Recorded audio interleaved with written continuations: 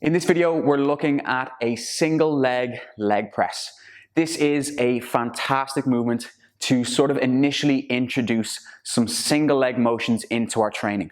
The plate loaded nature of this movement, or the machine based nature of this movement, means that we're not going to have a tremendous amount of instability the same way we would if we were, say, doing something like a single leg squat or a pistol squat.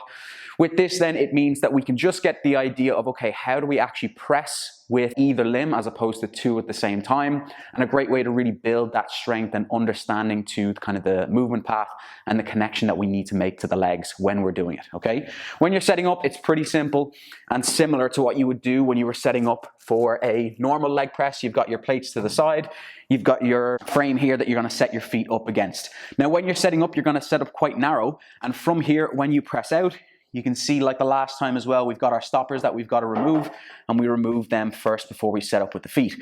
As I said, feet are narrow, so that means that we're in a good position to sort of set up. Choose whichever leg you're starting off with. We're going to start off with the right here. So from here, I'm going to grab onto the sides and I'm going to remove my left leg. Now, depending on the nature, I've got a big gap here that I can sort of like leave my leg and just leave it down to rest, and I can place it against the floor.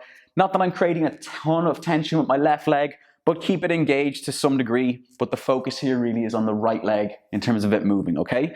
We set up as we normally would, and then from here, we want to make sure to some degree that we are slightly externally rotating with the leg. What that means is I'm not letting my knee sort of like fall straight in towards my midline, towards my midfoot and my big toe. I am keeping it out a little bit of an angle, almost like I'm aiming for sort of my second toe or the rest of my toes towards my pinky toes in terms of where my knee actually lines up.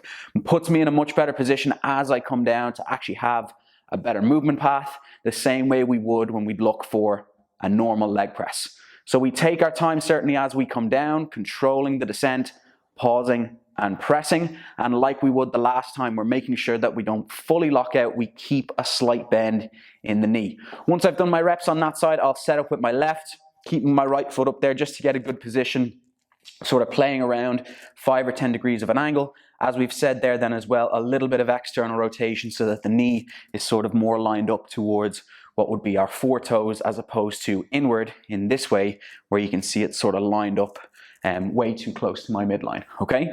From there again, I'll do my reps, controlling down, going as low as I comfortably can, really building that ability to press with one leg at a time.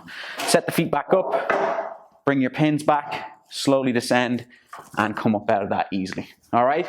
So any questions on that movement, be sure to leave them below in the comment section. If you like that video, make sure you like it. If you want to see more videos like this to help athletes improve their strength and mobility, be sure to follow the page. And for the moment, I'll see you soon.